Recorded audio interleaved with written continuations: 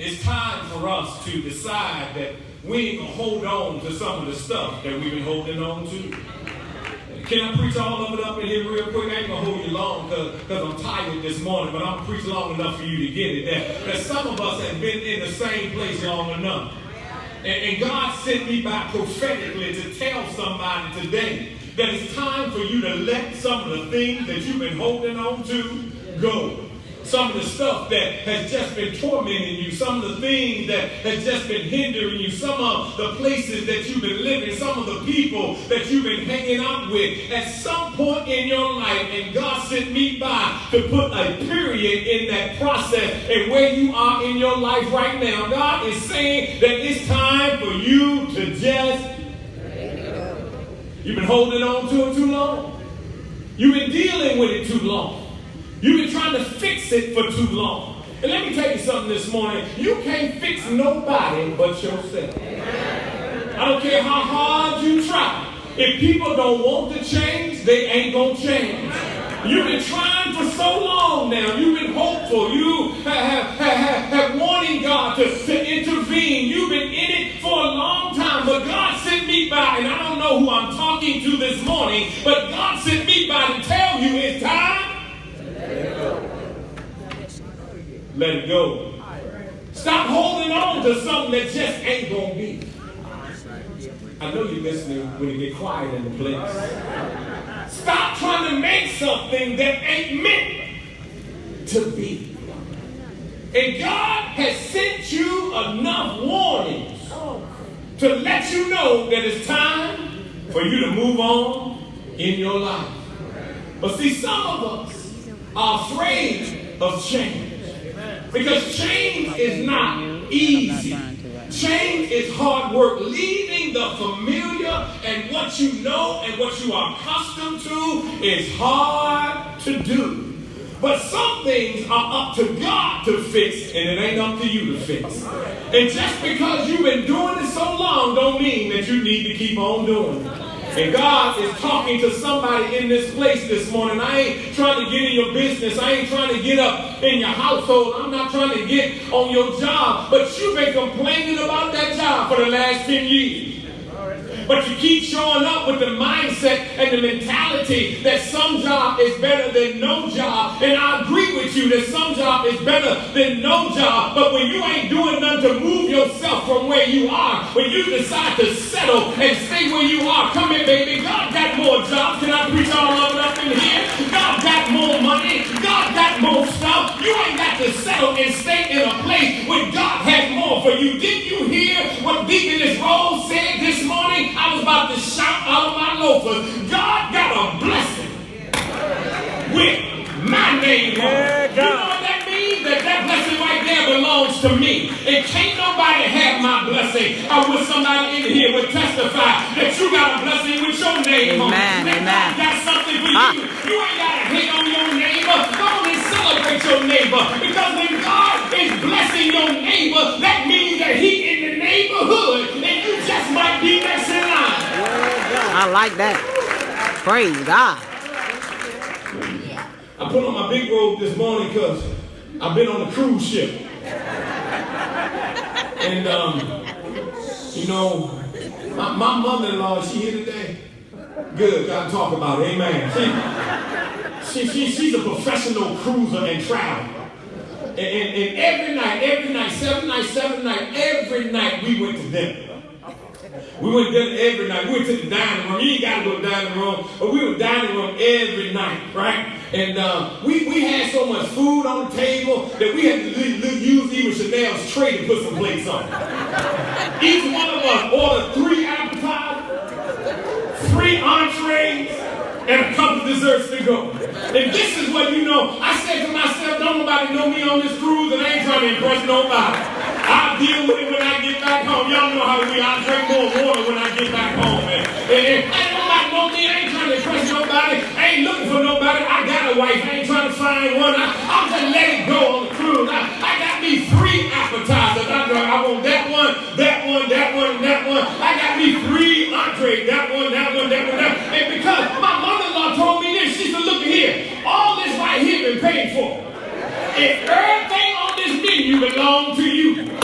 Somebody gonna get it in a minute. See, all this been paid for by the blood of Jesus Christ. And all this right here belongs to you. I wish I had a witness up in here. It was paid for on Calvary's cross. It was paid for when they put the nails in his hands and the nails in his feet. All this right here is paid for. It all belongs to me. Can I preach all of it? Good health belongs to me. Financial blessings belong to me. Breakthrough belongs to me. It all belongs to me. Peace and joy belongs to me. Happiness belongs to me. The big house on the hill belongs to me. That new car belongs to me. That new job belongs to me. Why? Because Jesus paid it all.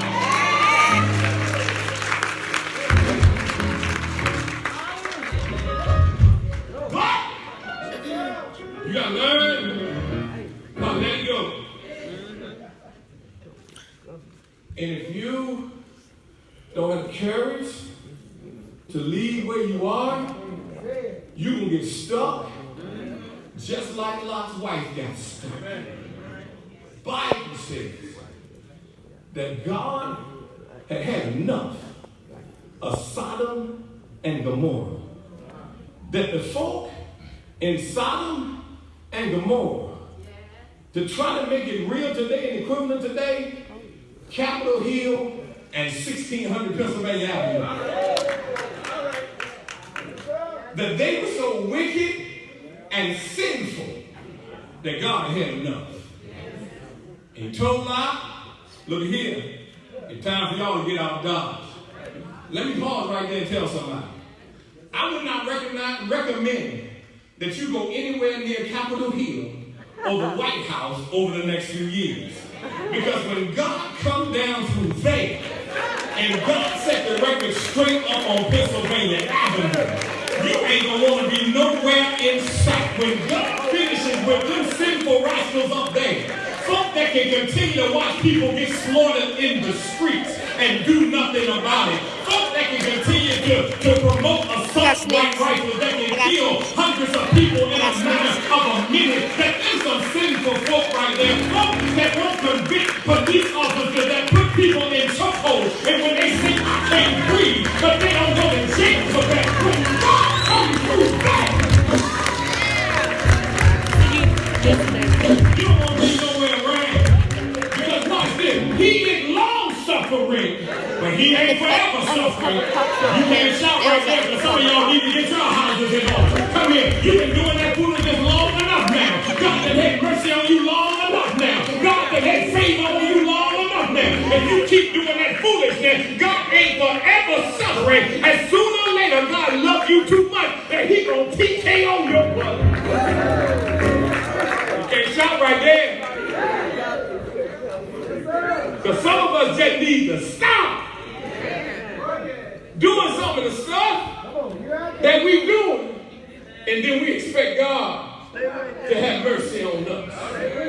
God loves you too much to let you go back and keep going back to the foolishness that you engaged in. Let me preach the text. Lot said, you know what? I've gained a certain level of prosperity. You know, he was a man who sat in the gates. That means that Lot had some money, he had some prominence, he had some prestige, and God comes in and wants to forcefully remove him. The Bible says that these folk in Sodom and Gomorrah were so evil when the angels came down. When the angels came down to Sodom and Gomorrah, the folk came to Lot's house telling us, let us have our way with them men at Lot's house. Yes, sir. Y'all missed it. When the angels came down to Sodom and Gomorrah, they were so wicked that they came and asked that some men came and said, we want you to send the men out that were angels so we can have our way with them. All right, you slow 3 times a charm, huh? I'm going to make it plain for you. They were so wicked that they wanted to engage in homosexual behavior with angels. I don't like that type of preaching. Because see, it is realistic that you can go to a level in your life that you don't have no reverence or respect for nothing that God does. There are some people that live at 1600 Pennsylvania Avenue that don't have no reverence or respect for who God is and what God does. But God is a great equalizer, and he'll take care of all of that in due season. And Lot pulls them in the house. They pull Lot in the house. Lot so messed up, he's like, you can go on and have my children. I'll send my daughters out there. You can have my daughters, but don't mess with them. Lot done lost his mind. All right. And sometimes, you know what gets us stuck? It ain't always looking in the past that gets us stuck. Sometimes you can't get over your present successes will get you stuck. Because some people, all they want to do is talk about what they're doing, what they have done in their life, how good they are. And sometimes you can get stuck not in your past, but you can get stuck in your present success. Because you think what you've done is all that there is to do. But baby, I got some good news for you up in here. God got some more blessings with your name on it up in here. It don't matter what you've done in your life. I want to prophesy to somebody that the next years of your life are going to be your best years. Your later years are going to be your best years. The years that you're about to come up on going to be your better years. I know you've been through hell and high water. I know you've been chasing it on the inside. But I want to come by and tell you that God told me to tell you that you just hold on for a little while longer. Your greater is coming. I wish I had about 10 of y'all that can receive that. Your greater is on the way up in here. It's coming. You just hold on. I got more for you. Here it is. How, Pastor, do I let it go? How do I leave from where I am and go to what I don't know? Because God tells Lot, he's like, look, go into the mountains. But watch the text. Lot wants to argue with the Lord. He wants to tell God where he wants to go. And some of y'all just too smart for your own good. God's speaking to you, trying to send you one place and you want to go another. Come here, let me preach all of it in here. God trying to send you over to Dwayne, but you keep running back to Ray Ray. I'm sorry, people. I'm sorry. God keeps sending you over to Dwayne. He keeps sending you over to Clarence, but you keep wanting to go over to Ricky, Bobby, Freddie, and Mike, and all of them. You won't listen to the Lord, and then you want to know, why can't I find a man? God trying to send you a man, but you don't want a real man. You want a hustler. You want a pimp. You want somebody to keep going upside your head. How many times do you got to go upside your head for you to understand that it's time for you to move on in your life? But I love him. But he didn't matter. He's working on it. The devil is a lie. Anybody that hit me upside my head one time, you got to hit me one time.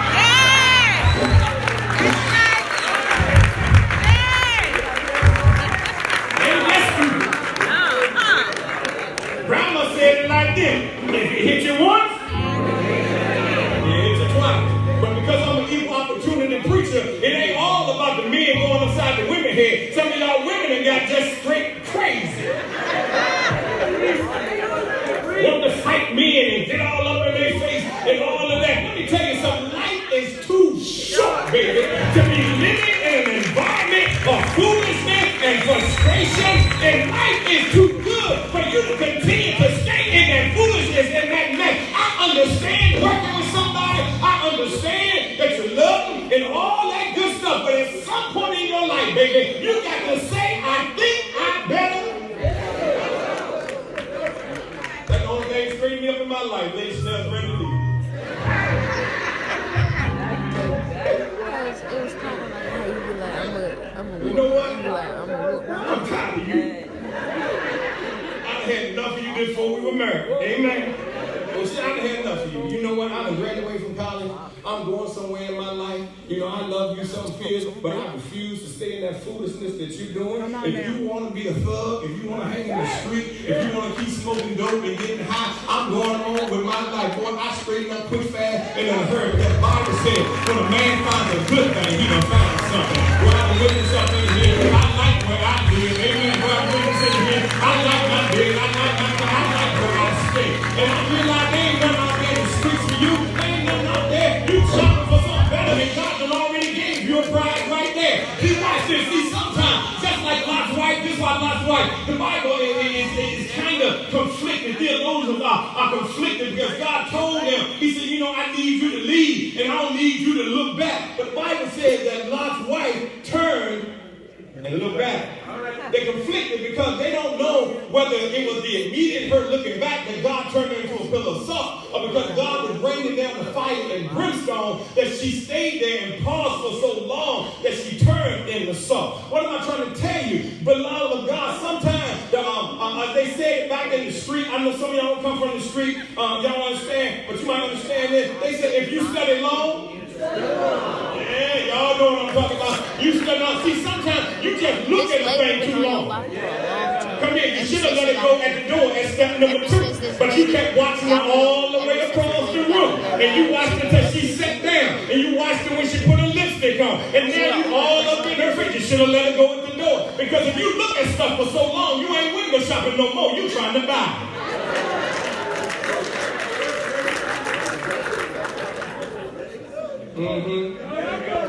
I think I better let it go.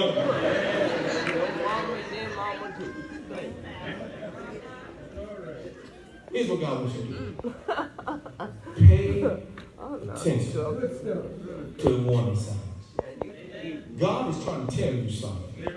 And somebody in here, God can set you multiple warnings. He has continued to send you signs that it's time for you to move. But you are even yielding to those warnings. Pay attention to the warning signs. You got to be interested in changing your life. Yes. And some people want to change their life and some people don't. Amen. Lot's wife decided, watch this, that she was going to turn around and look back. Question is, what made her look back? What makes us look back and want to go back to where we were? Because sometimes leaving what you used to do and leaving some people that you used to do it with, let me tell you, they're going to talk about you if you stay or if you go. So at some point you got to make up your mind that I'm cutting some folk off in my life and I'm going to do better. I'm going to get me a new crowd if I need to get me a new crowd. But Lot's wife looked back because she couldn't stand to leave all of what she had back then. You got to heed the warnings that God is sending you. And then you got to keep it moving, beloved in God. You got to focus on your future. You got to start looking at what God has in store for you. I know what you had way back then. I know you had prominence and prestige and all that. But God said, I need you to leave all of that. And I need you to go where I'm telling you to go. And if you ain't willing to change your life, at this point in your life, you say, well, Pastor, I'm too old. I'm comfortable. I'm staying out of convenience. I'm staying on the job out of convenience and all of that. But God, if you're going to trust God, then trust God. If you're going to believe in God, then believe in God. But at some point, you got to make up your mind that this right here is not working for me. Come here, we will have an adult conversation. Look at here. This is where I'm trying to go in my life. I don't know where you're trying to go in your life, but we can't keep blazing up every day. Both of us getting high. Somebody needs to stop getting high.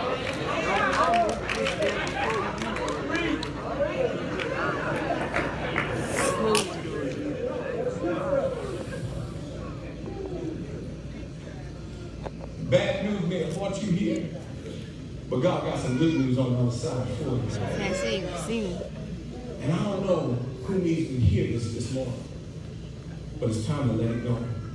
You got to heed the warnings. You got to keep it moving. No matter what is behind you, it's time for you to keep it moving. Because if you stop and you look back, you're subject to go back. And God don't want you to go back. And I want to suggest that the reason that Lot's wife turned into a pillar of salt, because God loved her so much that he knocked her out. He turned her into a pillar of salt because he said, you know what? You done come too far now to turn around. And God loves somebody in this room so much that he's saying to you that, you know what? I'd rather take you out than let you go back to what you used to be. Is there anybody in here that can think about what they used to be? Is there anybody in the building that can think about where God has brought them from? Can anybody testify how good God is? Watch this. I told them at the last two funerals, this thing hit me like a ton of bricks. Well, I'm trying to figure out, why do I love God the way that I love God? You know I love God not because he had mercy on me when I won't sin, but because he did it when I was sinning. Y'all missed that one right there. I praise God not because he showed me favor when I was out in the world, but God God done looked beyond my faults while I've been in the church. Come on, let me make it plain. While I've been pastoring, I made some mistakes. Y'all ain't helping me. When I was a deacon, I was still drinking. Y'all ain't saying nothing back to me. Y'all don't like that type of preaching up in here. I ain't had it all right. I ain't got every I and crossed every T. I celebrate because God blessed me, not when I was saved, but since I've been saved. Is there anybody in here? You're not shouting, you're telling on yourself. You're not saying, God, thank you, you're telling on yourself. You ought to understand that you ain't all of that in a bag of chips. That God has blessed you since you got saved. God has been good to you since you got saved. God has looked beyond your faults since you got saved. And for that, you ought to say,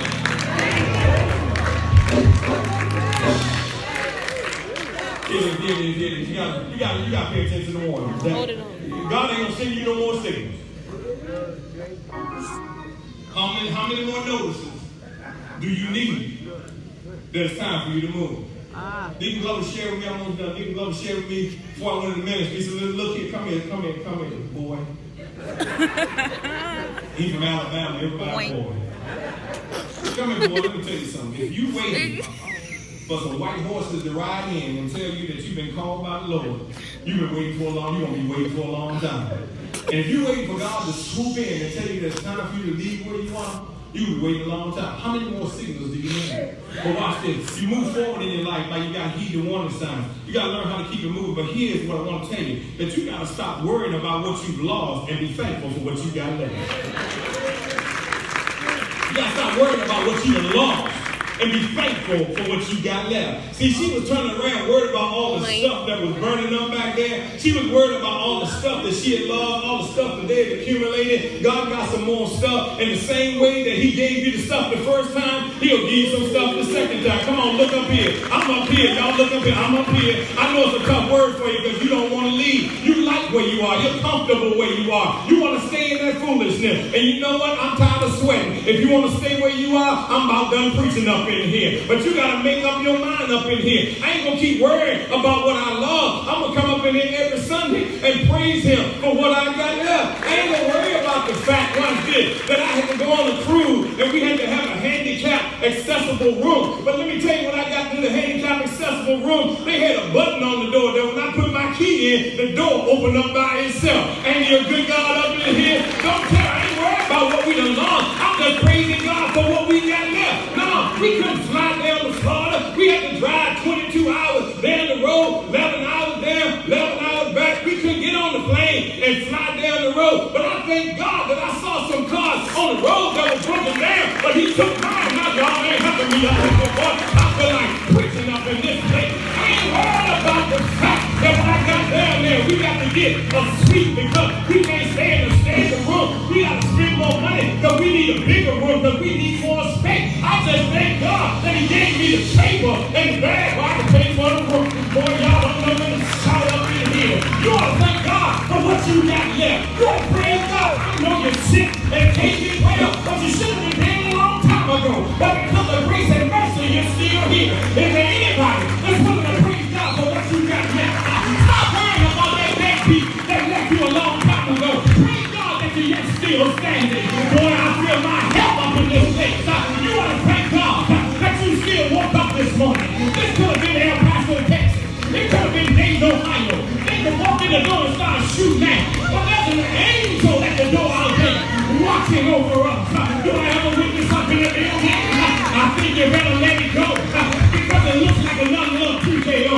The Bible says that Lot's wife turned around and turned into a pillar of salt. But Lot decided that, you know what? That's on you. That ain't on me. What am I trying to tell you? If you ever want me to choose between you and God, you're going to lose every time. I got to go get my blessing. I got to go get my breakthrough. You can keep looking back if you want to. But what God has for me, it is for me. Is there anybody in the house that lets your testimony? I'm going to let some stuff go in my life. I'm going to get some stuff out of my life. I'm going to get some junk out of my life. I'm going to stop drinking and stinking, sexting and texting. I'm going to get this stuff. I'm going to get my health right. I'm going to get my joy back. I ain't going to let nobody in hell turn me. Come on, praise for what you got left.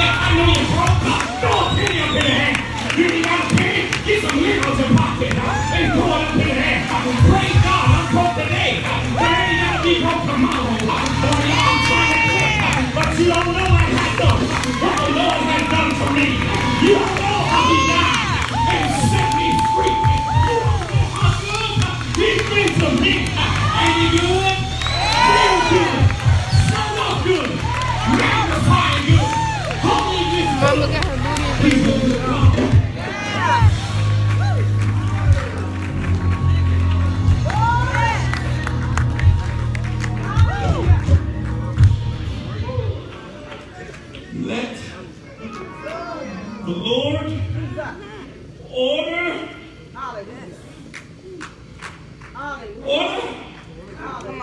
your steps. Yeah. It's hard sometimes. Because you want to go back You put your whole foot in. to what you know. Yes. Y'all pray for y'all, Pastor. Every time I think when I got to a certain point, God humbles me. It lets me know you still got some mess on the inside of you. And I almost ain't make it on the ship, y'all. Almost didn't make it. Almost calling Nigga Mason, TB 95 down, with the hammer down. Nigga Mason, locked up here in Portland, Alabama, Florida. And I was snatched the hotel clerk across the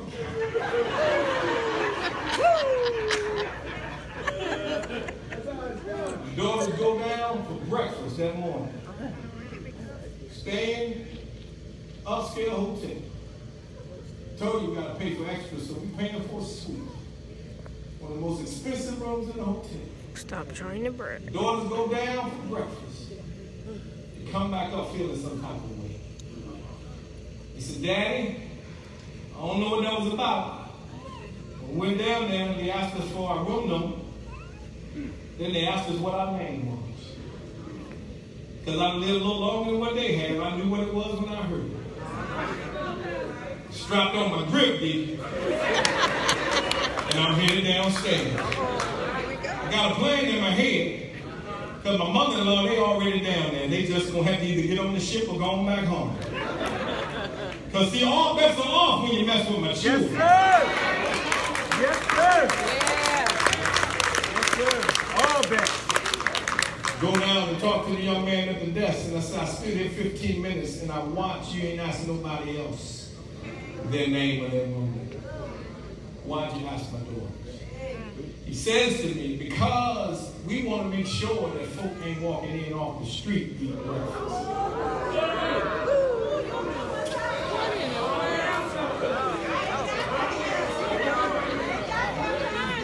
Now I know we ain't getting on the ship.